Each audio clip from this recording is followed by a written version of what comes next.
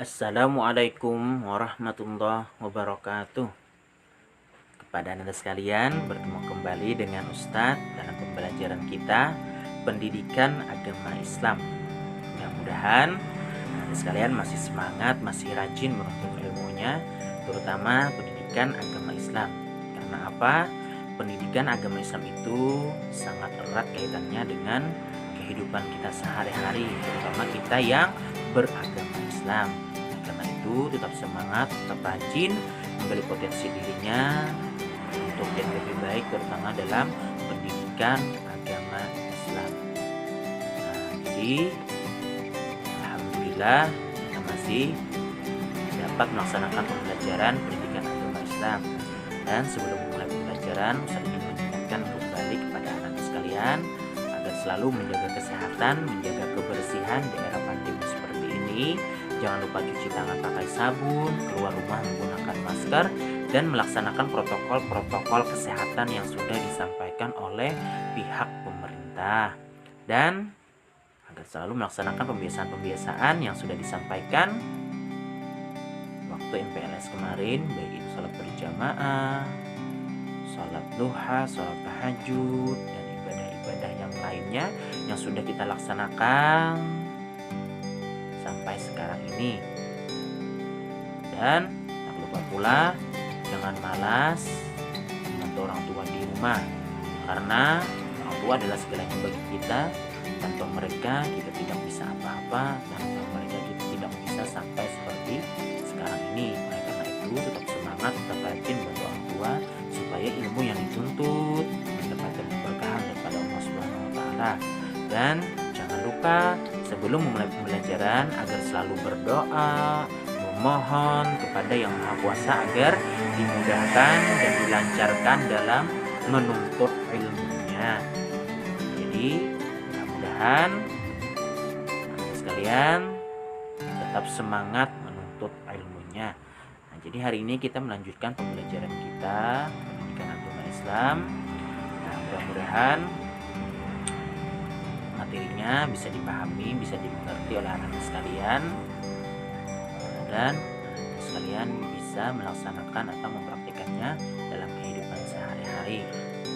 Nah, baiklah, langsung saja kita masuki pembelajaran kita pada hari ini, melanjutkan yaitu pada kompetensi dasar kita pada KD kita pada hari ini, yaitu terbiasa membaca Al-Quran dengan meyakini bahwa Allah akan meninggikan derajat orang yang beriman dan berilmu.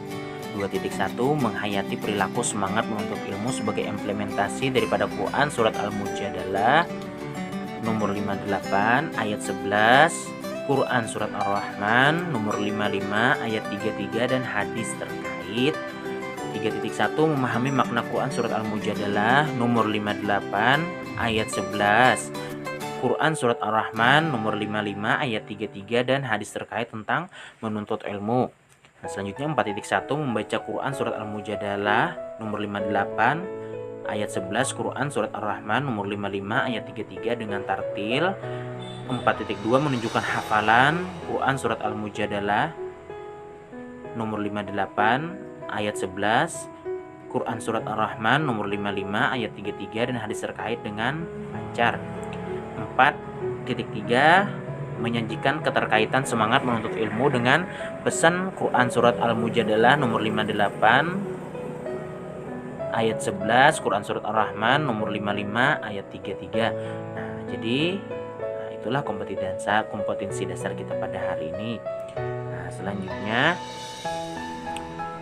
tujuan pembelajaran kita pada hari ini, peserta didik mampu menyebutkan arti Quran Surat Al-Mujadalah nomor 58 ayat 11, Quran Surat Ar-Rahman nomor 55 ayat 33, serta hadis tentang menuntut ilmu.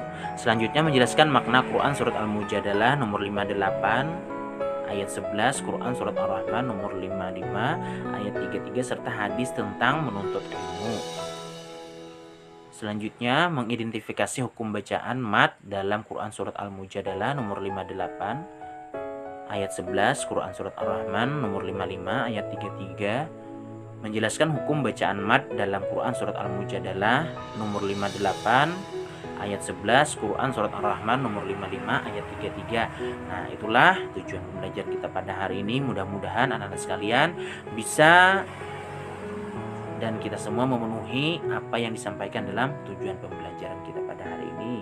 Selanjutnya, internalisasi nilai Islam yang berbunyi dari Anas Ibnu Malik radhiyallahu an, ia berkata Rasulullah SAW bersabda, menuntut ilmu itu adalah kewajiban bagi setiap orang Islam. Hadis riwayat Ibnu Majah.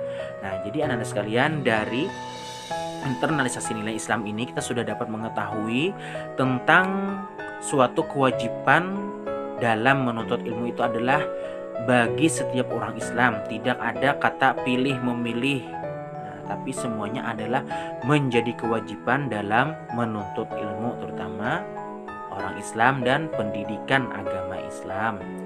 Selanjutnya, masuki kepada bab 6. Alhamdulillah kita sudah sampai pada bab 6, melanjutkan pembelajaran yang telah lalu pada bab 5, yaitu bab 6 yang membahas tentang dengan ilmu pengetahuan semua menjadi lebih mudah. Peta konsepnya, Islam dan ilmu pengetahuan. Membaca dan menghafal Quran surat Ar-Rahman nomor 55 ayat 33 dan Al-Mujadalah nomor 58 ayat 11, dan memahami Quran surat Ar-Rahman nomor 55 33 dan Al-Mujadalah nomor 58 ayat 11, dan menerapkan perilaku cinta ilmu pengetahuan. Nah, itulah peta konsep kita pada hari ini. Jadi dengan peta konsep kita sudah dapat melihat dan memahami apa yang dapat kita dapatkan, kita pelajari dalam pembelajaran kita pada hari ini. Selanjutnya materi kita adalah mari membaca Al-Quran, itu tentang surat Ar-Rahman nomor 55 ayat 33 dan Quran surat Al-Mujadalah nomor 58 ayat 11. Jadi perhatikan dan silakan anak-anak sekalian buka buku pelajaran pendidikan agama Islamnya.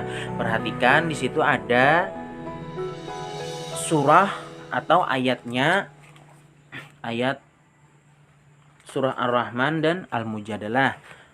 Jadi mari kita baca sama-sama dan perhatikan. Langsung saja kita baca. Bismillahirrahmanirrahim. Ya ma'syaral jinni wal insi in istata'tum an tanfudhu min aqfaris samawati wal ardi fanfudhu la tanfudhuna illa bisultan. Itu selanjutnya Quran surat Al-Mujadalah nomor 58 ayat 11 yang berbunyi Bismillahirrahmanirrahim. Ya ayyuhalladzina amanu idza qila lakum tafassahu fil majalisi fafsahu yafsahillahu lakum wa idza qila shuzu fanshuzu yarfa'illahu alladhina amanu minkum walladzina utul ilma darajat wallahu bima ta'maluna khabir. Nah, seperti itu bunyi daripada ayat Al-Quran dari Quran surat Ar-Rahman dan Al-Mujadalah. Nah, jadi kita sudah membaca materi yang kita pelajari pada hari ini. Nah, jadi silakan anak-anak sekalian coba-coba dan praktekkan cara membacanya sebagaimana yang sudah Ustaz contohkan tadi. Nah, kita masuki materi selanjutnya, yaitu menerapkan ilmu tajwid tentang Al-Syamsiyah dan Al-Qamariyah.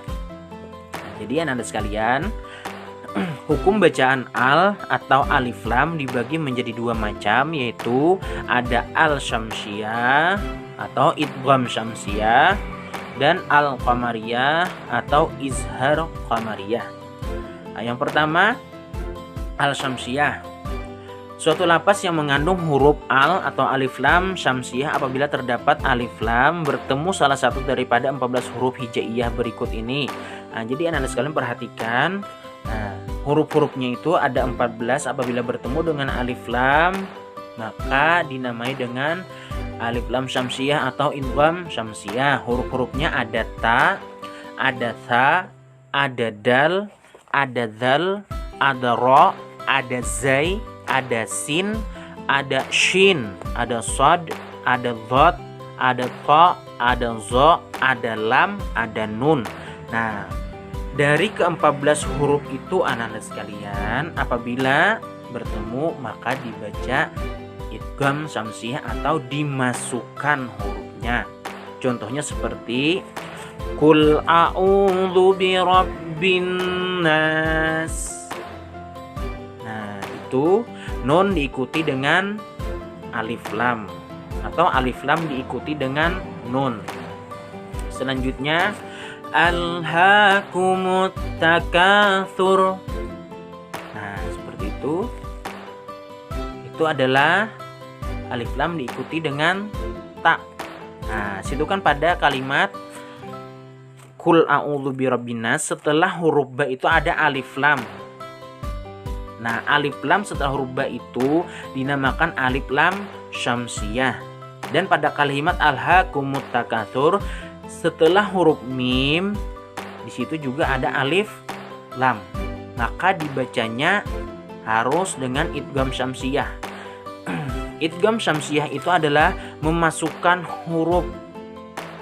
Artinya lam itu tidak ada bunyinya lagi, tapi masukkan kepada huruf setelah huruf lam itu. Nah, seperti kalimat Qul a'udzu birabbin nas.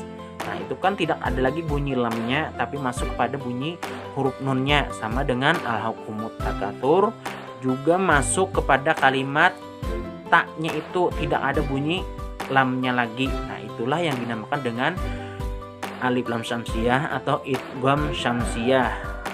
Dia secara penulisan masih ada, tapi secara perlafasan atau cara pengucapan sudah tidak ada lagi.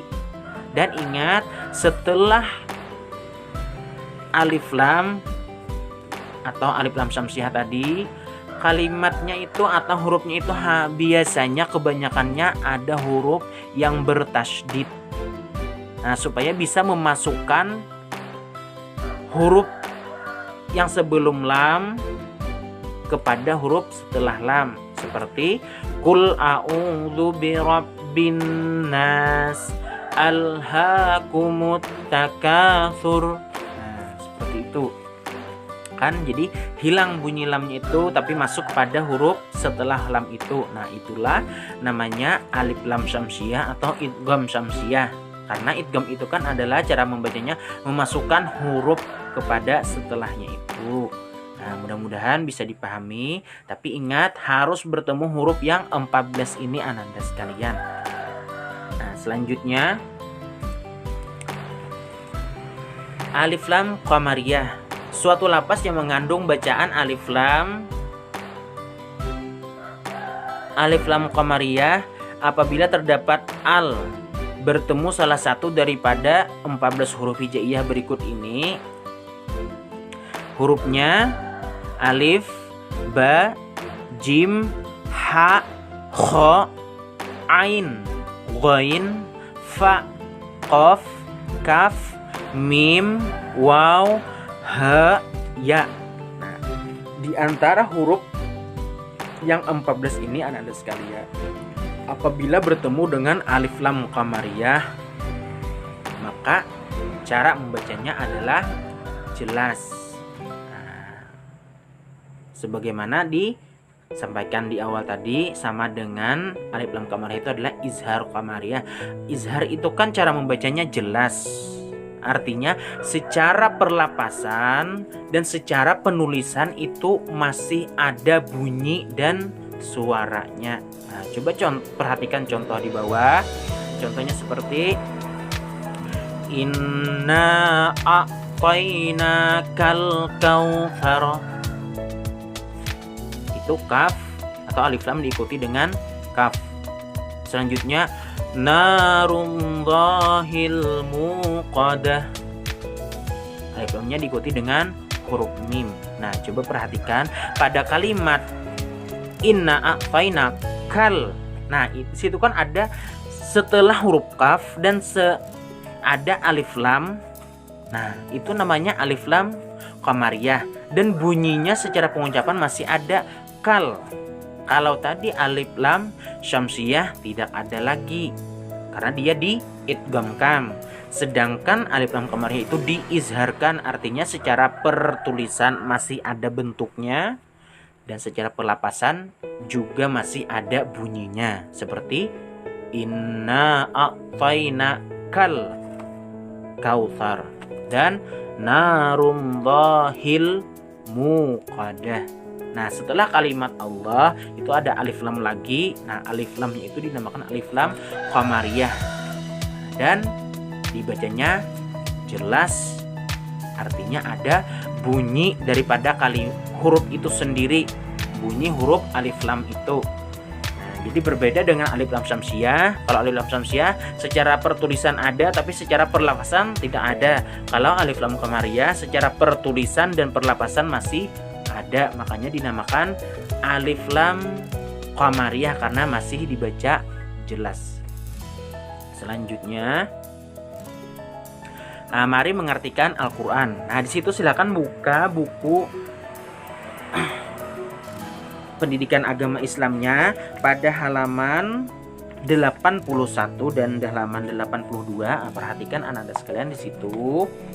Nah, di situ kita belajar mengartikan Al-Quran secara per kalimat atau per mufradat, per kosakata.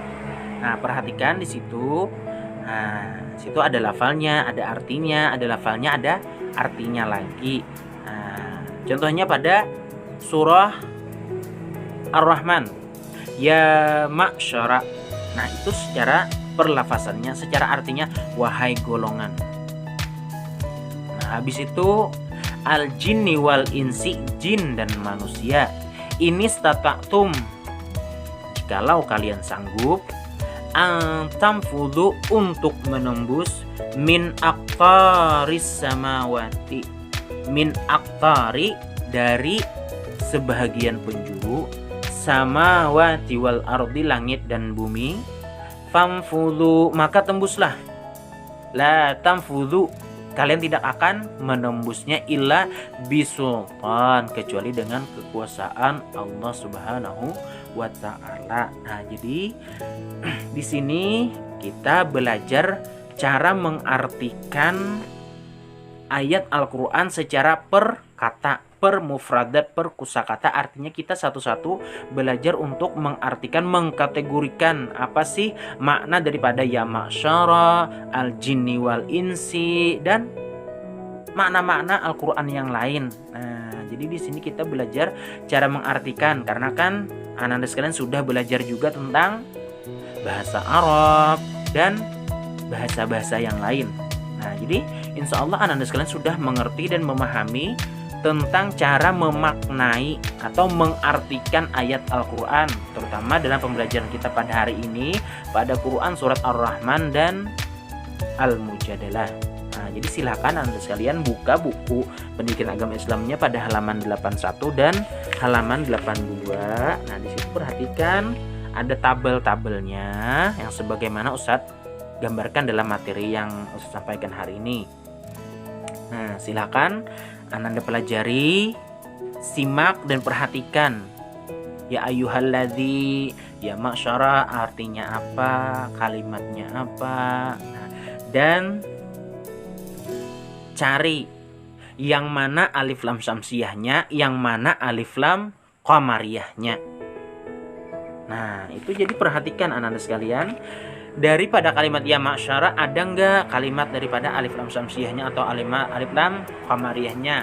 Al jinni wal insi. Nah, itu ada alif lamnya, yang mana alif lam syamsiyahnya dan yang mana alif lam qamariyahnya. Nah, jadi perhatikan anak-anak sekalian daripada kalimat-kalimat itu. Nah, jadi nanti kita diskusikan di grup untuk membahas tentang alif lam syamsiyah dan alif lam qamariyah. Tapi untuk materi hari ini silahkan dulu perhatikan dan simak, pahami cara mengartikan Al-Quran dan cara membaca Al-Qurannya. Nah, selanjutnya kita masuki kepada kesimpulan.